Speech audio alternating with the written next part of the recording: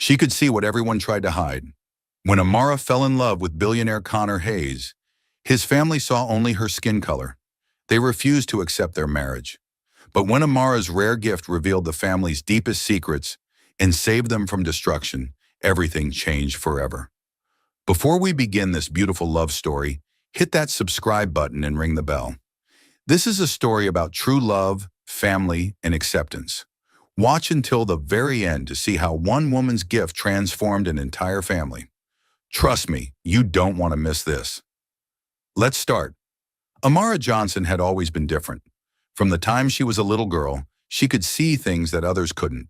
Not ghosts or spirits, but something far more intimate and real. She saw emotions as colors that surrounded people like a gentle glow.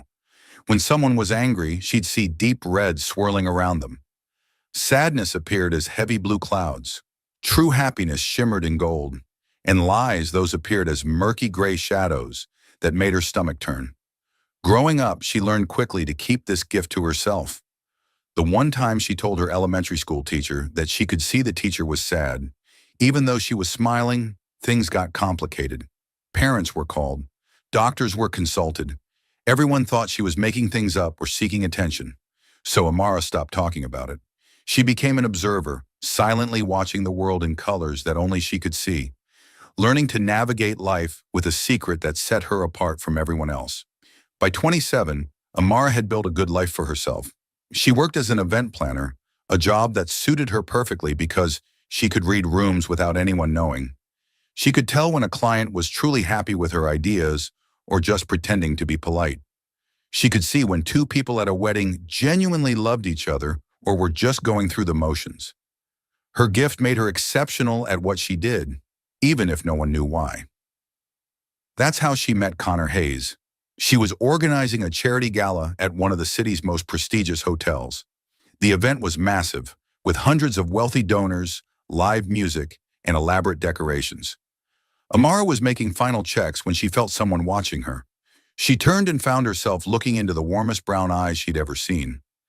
He was tall, well-dressed, and had a smile that seemed to light up his entire face.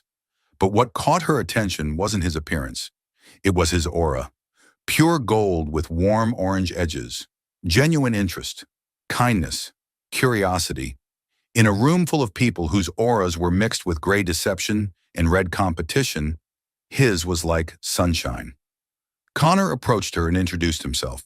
They talked for 20 minutes about the event, about her work, about everything and nothing. He asked if he could take her to dinner. Amara hesitated. She'd met wealthy men before. Their auras usually told a different story than their words. But Connor's remained steady, bright, honest. So she said yes. Their first date turned into a second, then a third. 3 months flew by like 3 days. Connor was different from anyone Amara had ever known. He didn't just talk at her or try to impress her with his money. He listened. He asked about her dreams, her childhood, her mother who raised her alone. He laughed at her jokes and remembered small details she mentioned in passing. And every single time they were together, his aura stayed that beautiful gold color. She'd never seen anything like it. This man's feelings were real, pure, and completely focused on her. Connor felt just as hard. He dated plenty of women from his social circle, women his family approved of, women who fit perfectly into his world. But none of them had ever made him feel the way Amara did. She was genuine, warm, intelligent, and she saw him as just Connor, not as a Hayes, not as a billionaire, just as a man. 6 months into their relationship, he knew she was the one. He proposed on a quiet evening in her apartment, no fancy restaurant, no photographers, just the two of them and a ring that had belonged to his grandmother. Amara said yes through happy tears. She'd never felt so certain about anything in her life. His aura blazed so bright with gold and pink love that it almost made her cry even harder. This was real. This was forever. But then came the moment she'd been dreading. Meeting the Hayes family. The Hayes mansion sat on 15 acres of perfectly manicured grounds. It was the kind of place that appeared in architecture magazines, all stone and glass and old money elegance. As Connor drove through the gates with Amara in the passenger seat, she felt her stomach tighten with anxiety.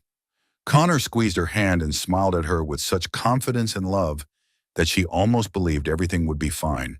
Almost. The moment they walked into the grand entrance hall, Amara saw them.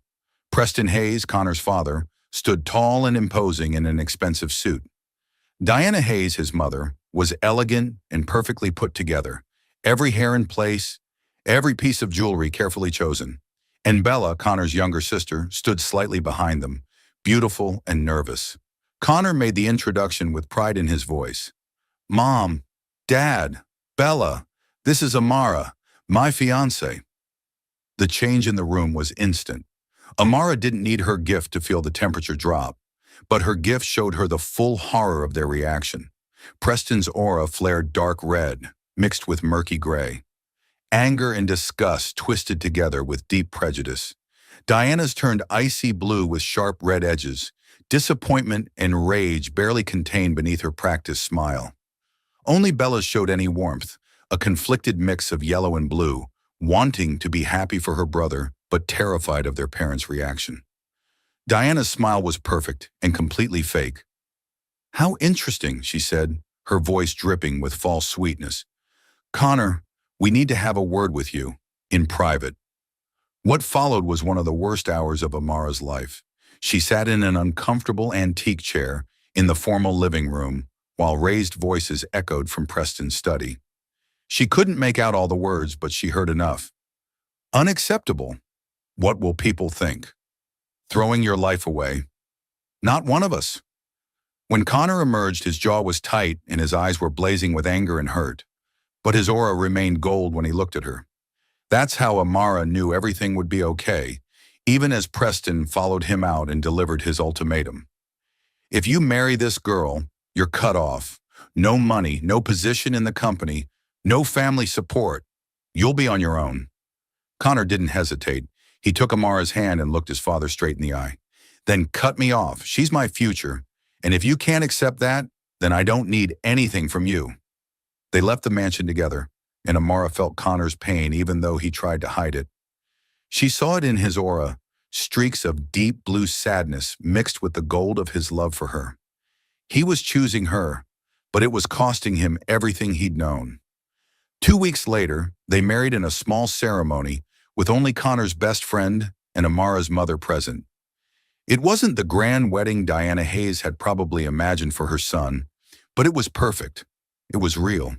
It was filled with love that Amara could see radiating from every person in that tiny room. When Connor said his vows, his aura burned so bright with gold that Amara had to blink back tears. This was what true love looked like. They started their new life in a modest apartment across town. Connor began building his own business, determined to prove he didn't need his family's money or name. It was hard work, long hours, and financial stress, but they were happy. Every evening, Connor would come home exhausted, but would light up the moment he saw Amara. They cooked dinner together, laughed at bad movies, and built a life that belonged only to them. 6 months passed with complete silence from the Hayes family. No calls, no messages, nothing. Amara saw how much it hurt Connor, even though he never complained. She'd catch him sometimes staring at his phone, hoping for a message from his mother or sister. But nothing came, until the day Diana Hayes called Amara directly. Amara almost didn't answer when she saw the name on her phone screen, but something made her pick up. Diana's voice was strained, desperate, nothing like the cold elegance from their first meeting. "Amara, I never thought I'd call you, but I don't know what else to do." Diana's words came fast, tumbling over each other. "It's Bella. She's engaged to a man named Vincent Carter. He's perfect on paper, wealthy, well-connected, charming. The wedding is in 2 weeks, but something feels wrong. A mother's instinct, you understand? But Bella won't listen to me, and Connor won't take my calls after how we treated you both." There was a long pause, and Amara could hear Diana breathing on the other end of the line. "Please, I know I have no right to ask you for anything, but could you just meet Bella? Talk to her? For Connor's sake, if not for mine." Amara's first instinct was to say no.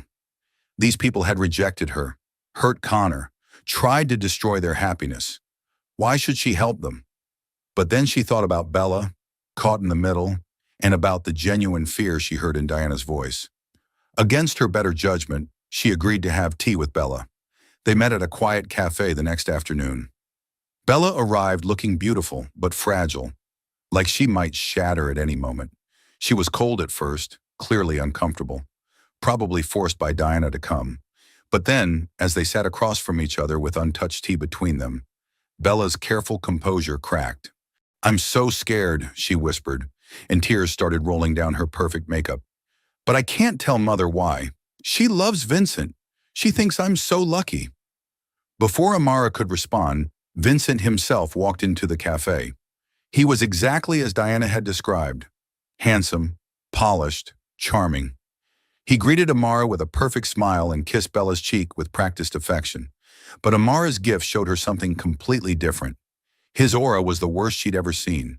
Completely gray, like smoke from a toxic fire, with streaks of dark red that pulsed with barely controlled violence.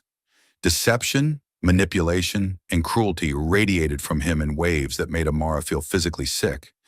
This man was dangerous. He stayed for 10 minutes playing the perfect fiancé before leaving for a supposed business meeting.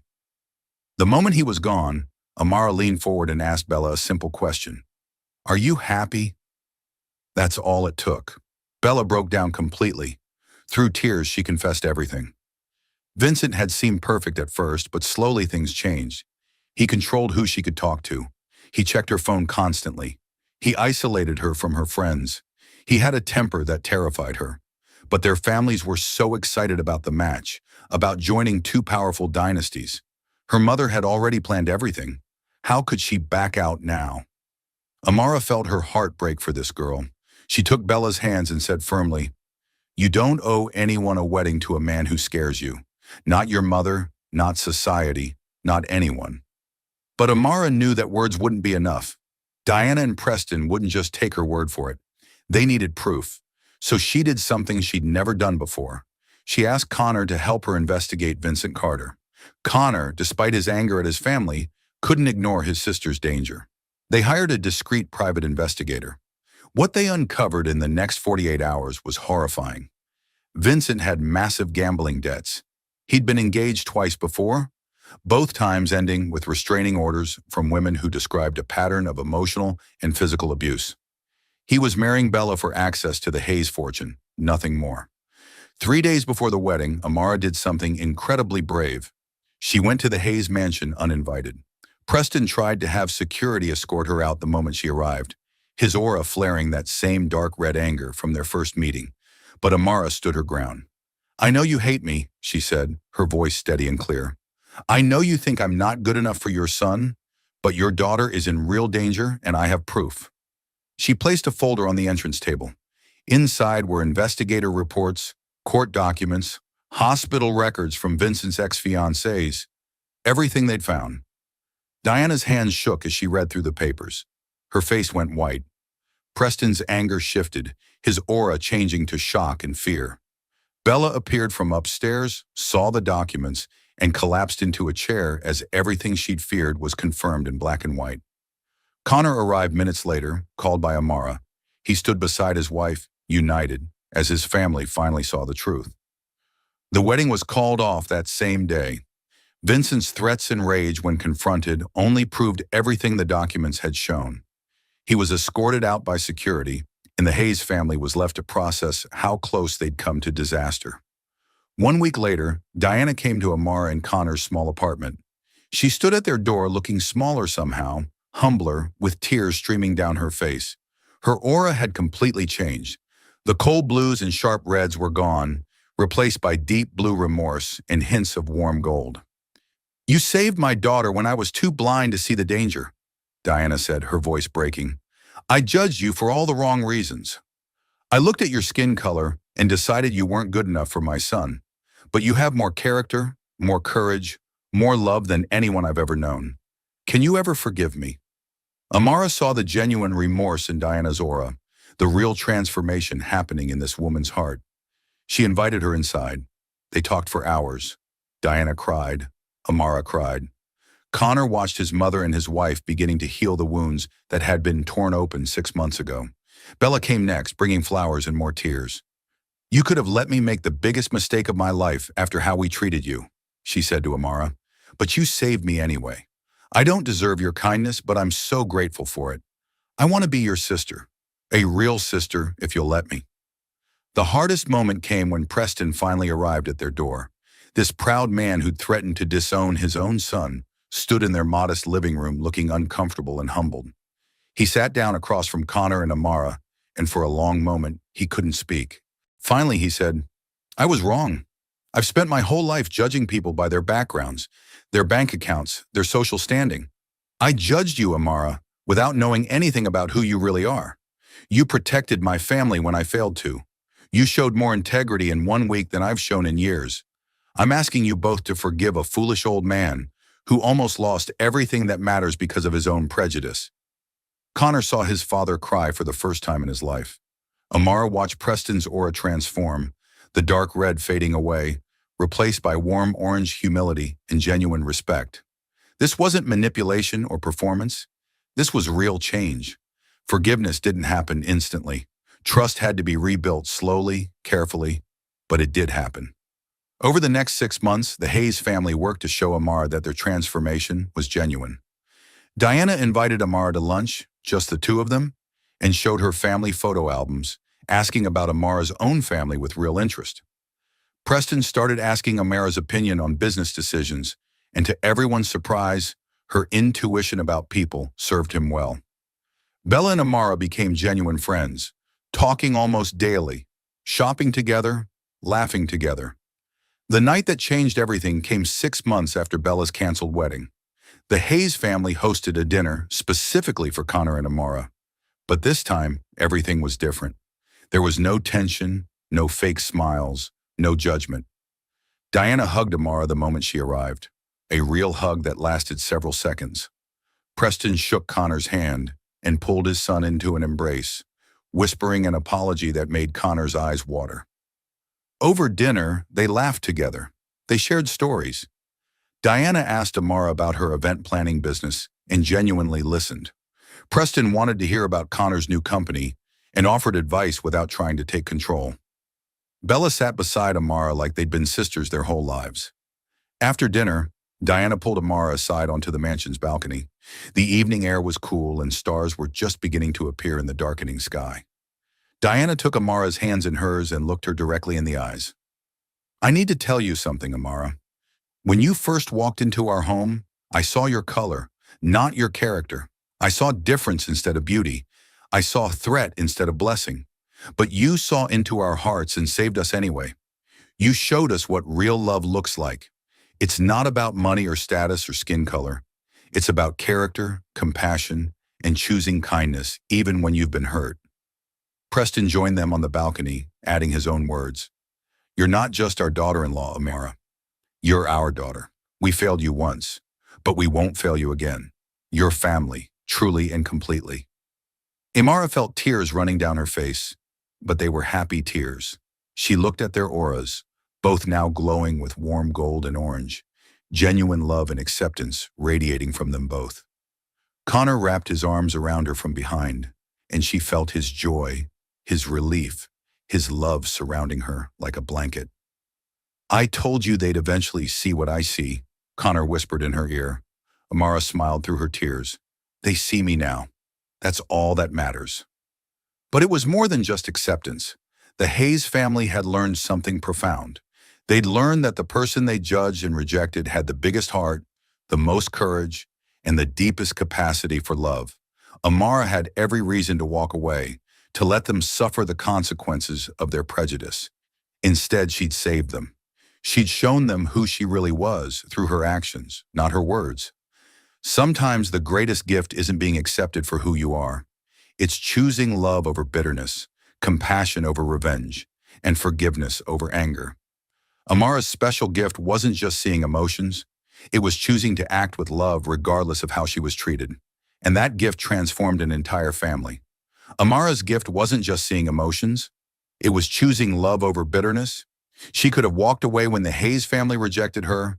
Instead, she saved them. True acceptance doesn't come from demanding it. It comes from showing who you really are through your actions. The Hayes family didn't just accept Amara because she saved Bella. They accepted her because she showed them what real love looks like. Unconditional, selfless, and forgiving. And sometimes, that's the greatest gift anyone can give. If this story touched your heart, please hit that like button and subscribe for more incredible stories. Share this video with someone who needs to hear that love conquers all. What would you have done in Amara's place? Let me know in the comments below. Remember, the people who judge you today might become your biggest supporters tomorrow. Thanks for watching, and I'll see you in the next story.